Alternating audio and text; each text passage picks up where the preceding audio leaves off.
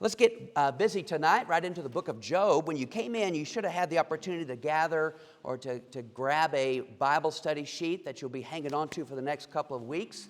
Anybody need a copy of that? You did not get one? All right.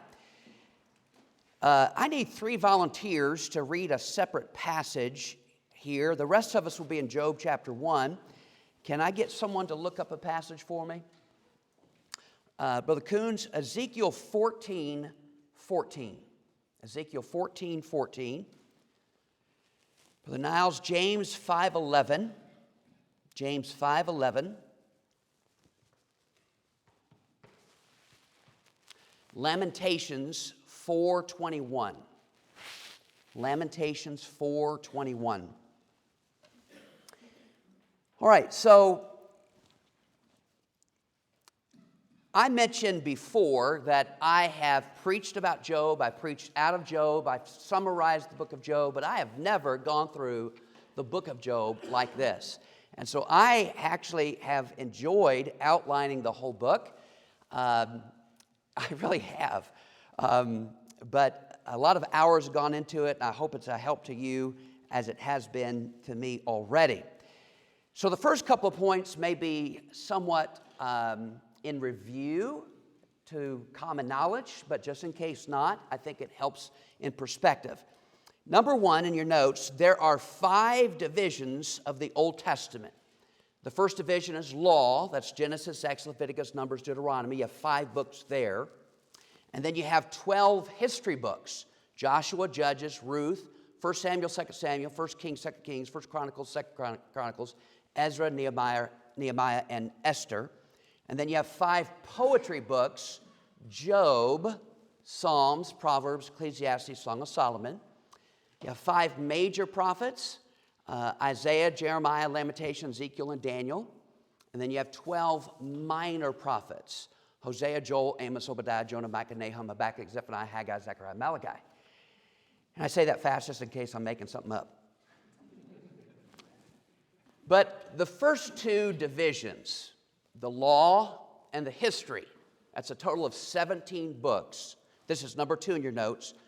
Cover basically the whole history of the Old Testament. All the other books, the poetry, the major prophets, and the minor prophets, basically fit somewhere in history or the law. So the first 17 books covers really the history of the Old Testament. The other books fit in. Now, the books of the Bible are arranged categorically, not necessarily chronologically. So that's why you have poetry books like some of the Psalms David wrote. And David wrote in the time of the history books. And so on and so forth. But here is point. So number 3, here's your first blank. The first 17 books deal with the Hebrews. The first 17 books deal with the Hebrews. That's the law and the history. The 5 poetical books deal with the heart. And Job is one of the poetical books. The first 17 books deal with the Hebrews. The 5 poetical books deal with the heart. Number 4, Job was a real character. Both Ezekiel and James attest to that. So Ezekiel 14:14, I think, Brother Bob, you have that?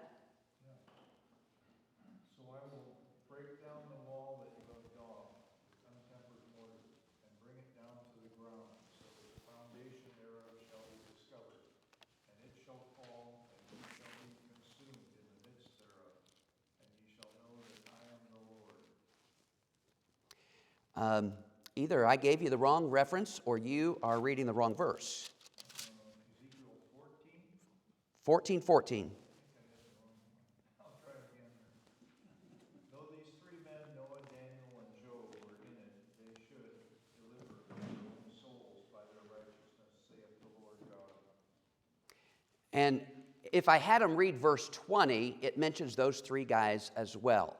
And Job is mentioned. So Ezekiel verifies that Job existed, and Brother Niles, I believe you have the book of James.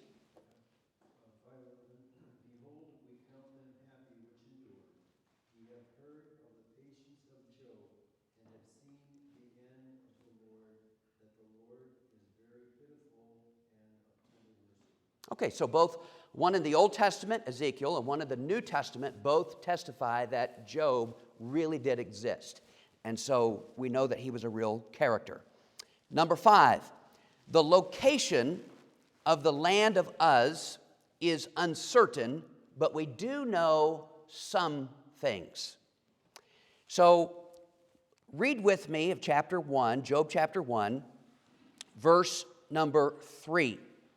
By the way, look at verse 1. There was a man in the land of Uz whose name was Job. So that's why I'm referring to that. But now look at verse 3.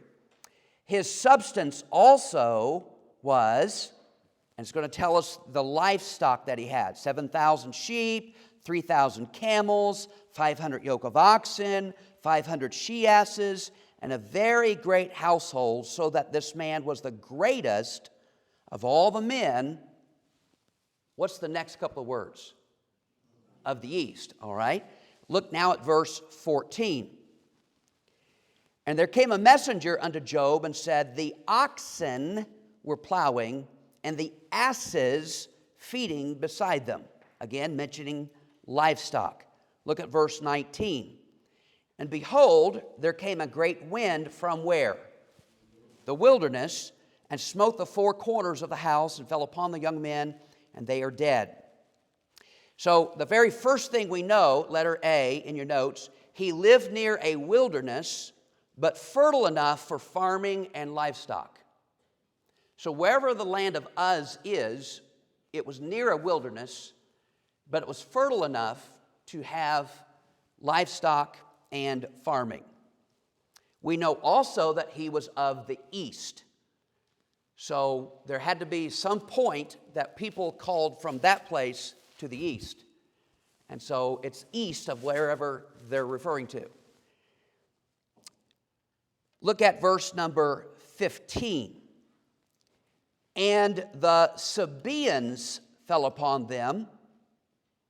Now, this first chapter we're going to get to later, and we're going to discuss what all of these verses are talking about.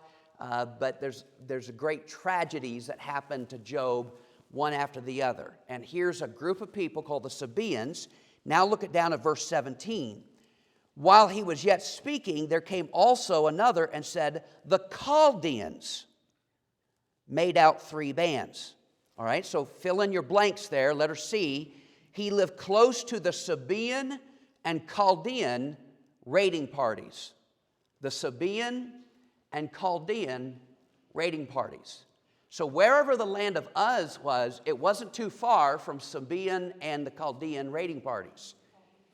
It had to be close enough for them to do it. They're not going to travel all the way around the world just to capture a couple of animals.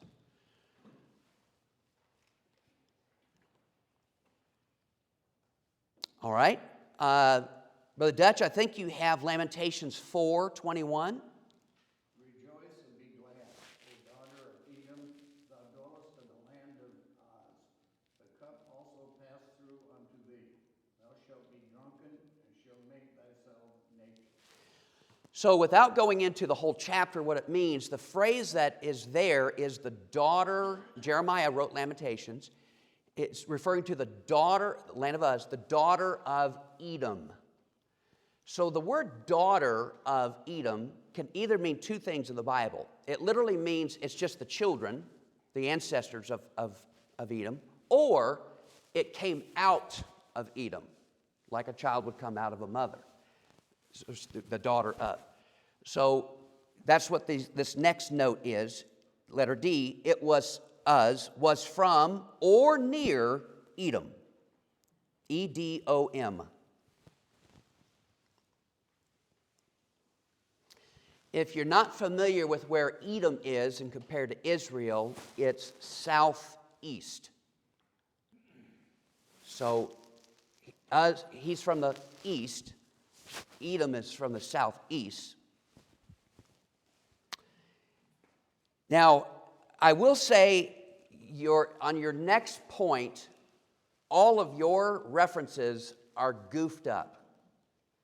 I was on drugs or something, I don't know what, but they are, all the numbers are correct, but they're just arranged differently. And I didn't catch it until yesterday, the day before. But look at, after I already copied your notes, look at chapter 2 with me, verse 11. Chapter 2, verse 11. Now when Job's 3 friends heard of all this evil that was come upon him, they came every one from his own place. Now watch this. Eliphaz the Temanite. Do you see that? So Eliphaz traveled from Temanite. That's not the blank that you want to write there. That's not what you want to write. But I want you to notice he's from there. Okay? Now, hold your place here and go with me to the book of Genesis, everyone, please. Genesis chapter 36. Because we know Eliphaz is from the Temanite. He's a Temanite, but that doesn't tell us anything of where Teman is.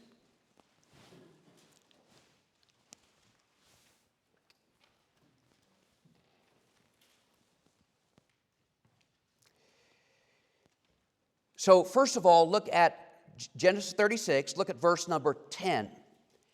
These are the names of Esau's sons. Do you see that?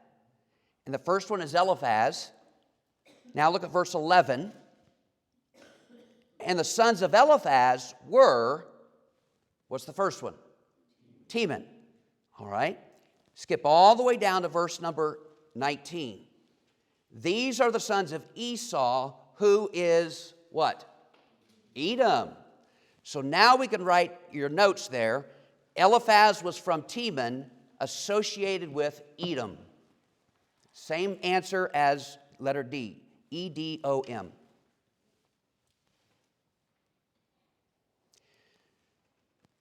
It was likely east of Israel, east of Edom, somewhere in northern Arabia. That's the blank that you want to fill in there, northern Arabia.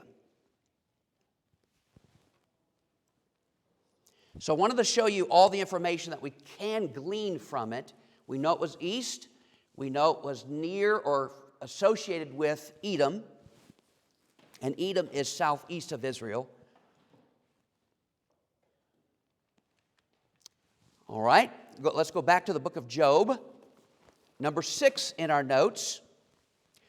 Most believe the book of Job happened during the early days, specifically during the time of Abraham, possibly between chapters 11 and chapters 12 of Genesis. Let me prove it to you. Let me give you several reasons why many believe, and it makes sense to me, that Job happened during the early days of Genesis. Job chapter 22, please. Job chapter 22.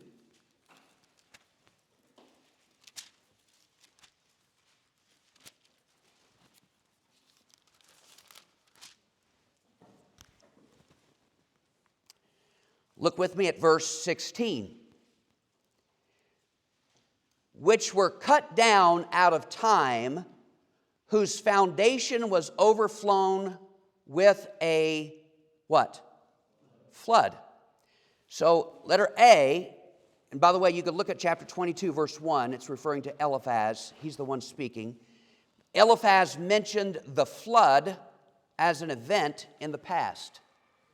Eliphaz mentioned the flood as an event in the past. So we know that Genesis chapter 6 is the flood. So sometime after Genesis 6,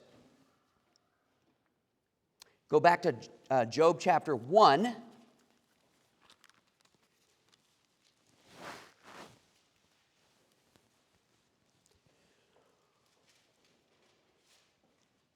Letter B in your notes, wealth was measured in livestock terms, which existed during the time of Abraham. And I've already read a couple of verses, including verse number 3 of chapter 1, that dealt with how wealthy he was, and it was based upon how many animals he had. Now look at verse number 5. And it was so, when the days of their feasting were gone about, that Job sent and sanctified them, rose up early in the morning, and offered burnt offerings according to the numbers of them all. For Job said, it may be that my sons have sinned and cursed God in their hearts. Thus did Job continually.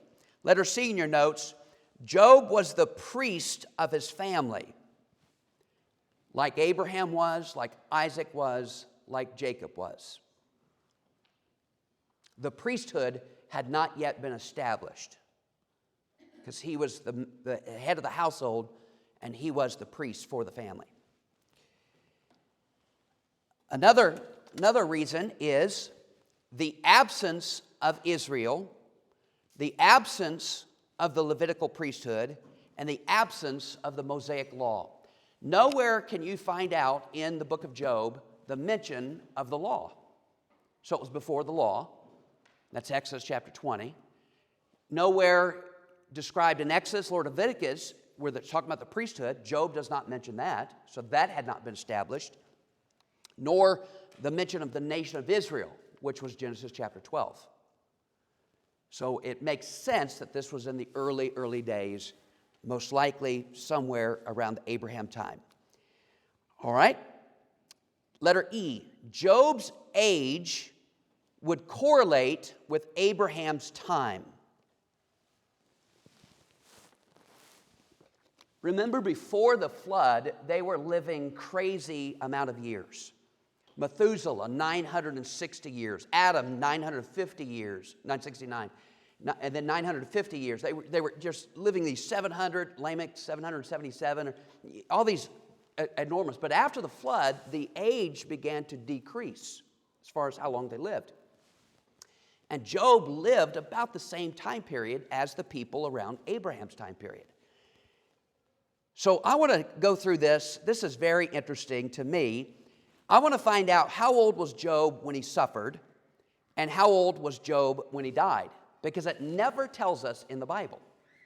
You say, well, how can we find out? Well, we can make pretty good calculations. And I hope you find this interesting like I have. So look at chapter 2, verse number 9.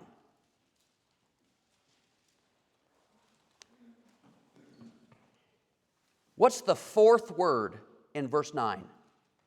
Wife. Job was old enough to be married. Those other references are just references about his wife. Say, okay, well, we know that Job was not a kid. So I want to make at least that statement. Look at chapter 1. Look at verse 2.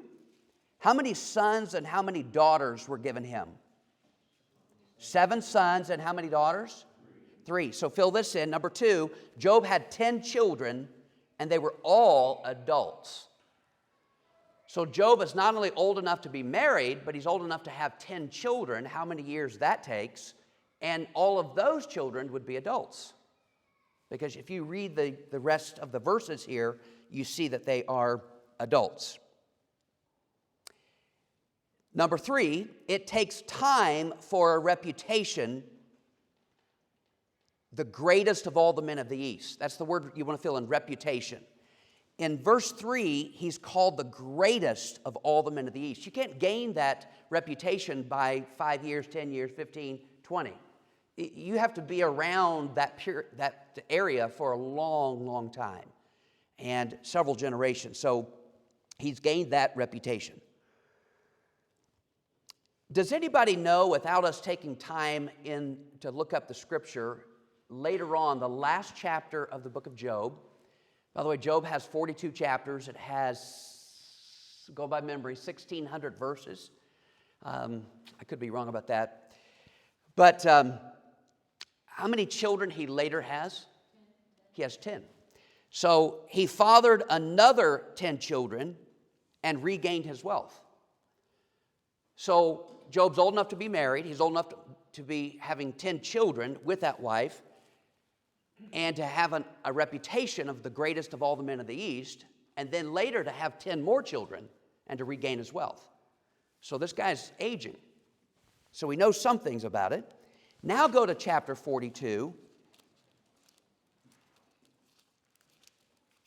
This is the key to everything, I think.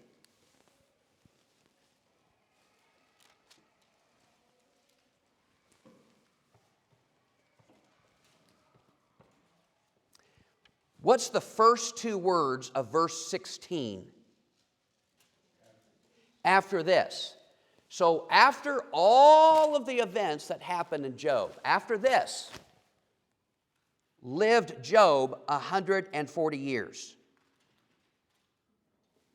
So after all of those things, he lived 140 years. It's not saying that's all he lived, 140. After this, he lived 140. So number 5 in your notes, he lived an additional 140 years after the tragedies. Now, based on tradition, and I have that underlined in your notes because it's not a scripture. It's not scripture. It's just tradition. Job's latter years were twice his former years. So let me stop there. If he lived 140 years afterwards, and that's twice, then that means he lived 70 years before. 70 plus 140 would equal 210. So that's what I have. If this is true, Job would have been about 70 when his trials began. That's the blank you want to fill in there. He would have lived to be 210 years old. 70 plus 140. Now, does anybody happen to know what the Septuagint is?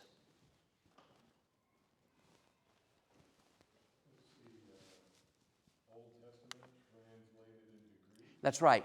So before the New Testament came, but the Alexander the Great came, he changed the culture, the coinage, and the language. And so they wanted to translate the Old Testament into the Greek language. That book was called the Septuagint. That was written before Christ, 2nd or 3rd century BC. That says that he lived 240 years. So mathematically, I could prove 210. The Septuagint, and historically, it's 240. So somewhere in between there is accurate, all right? But we do know that he lived a long time. So you have number 7 there. So we looked at the land of Uz, the area. We looked at the age frame of when the events occurred, as well as how old was Job when he died. Now you have Job's fickle friends. Now this is interesting.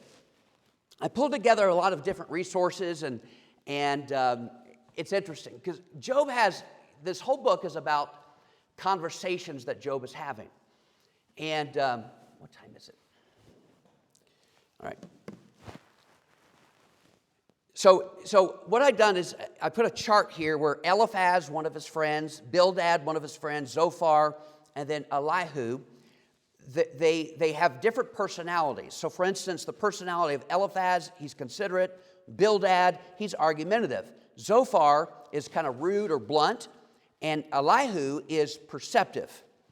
The next blank, and here's the blanks you want to fill in, Eliphaz relies on observation. Eliphaz relies on observation. Bildad relies on tradition. I'm going across on the row. He relies on tradition. Zophar relies on assumption.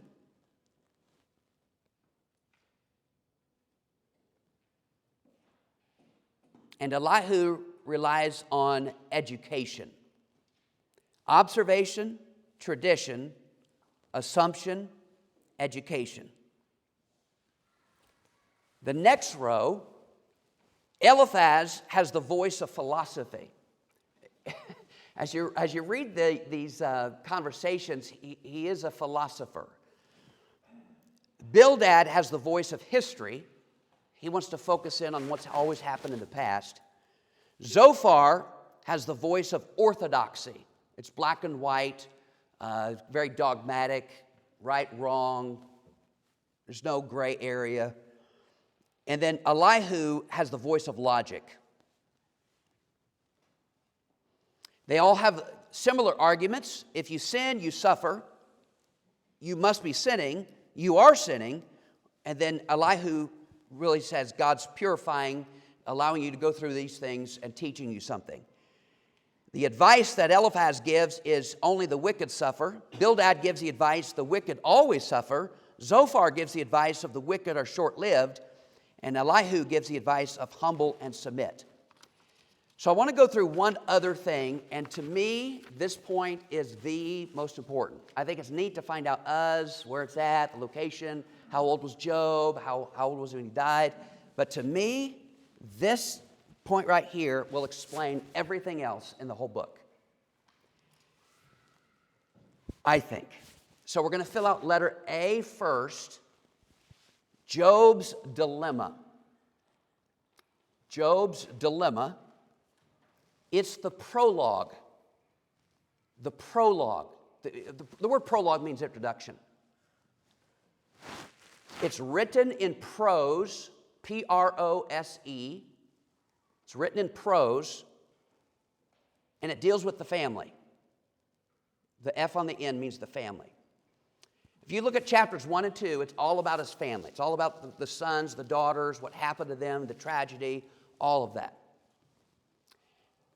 So Job's dilemma, the prologue, written in prose, the family. Skip B, but I want you to fill in C now. Go to C. Job's discourse. Job's discourse. And this is the epilogue. Epilogue. E-P-I-L-O-G-U-E. Epilogue. All it means is conclusion. And it's also written in prose. It's written in prose, and it deals with the father. The last couple of chapters, chapters 38 through 42, Job and God the Father are having this conversation. So it's about the family at the introduction, the prologue. The epilogue at the very end, the conclusion, has to deal with the father. Now you say, well, what's prose? Prose is easy to outline. Prose is the story. It's the narrative. Whenever you read the Bible and it's a story, it's so easy to take notes. It's so easy to let's say we have Carl give his testimony tonight. He says, well, I was born in 1747, and I grew up in such and such place, and then as a teenager I did this, and as a young adult I enlisted, and then I got married, and then I worked over here for 47 years, and then he would tell it, and you would easily see the divisions, and you could write an outline from it. It's easy to take notes that way. That's prose. But that only covers chapters 1 and 2 and 38 through 42. The middle part, which is the biggest part of Job, is the hardest to understand. It's Job's debate. It's the dialogue. It's written in poetry. And it's dealing with the friends. Job's debate, the dialogue that he has with these friends, it's written in poetry. That's why Job is one of the hardest books to understand, because most of it is written in poetry. And so we'll go through it the best that we can. The intention is not to go through every verse, but to go through the life and the Bible character of Job. And I think through the outline, looking at the dialogue and the responses that Job and each of these friends have, I think it'll give us a clarity of what they believed, as well as what they were trying to do, as well as what Job believed and what God was trying to do. So we'll pick that up next week. We'll start out with chapters 1 and 2.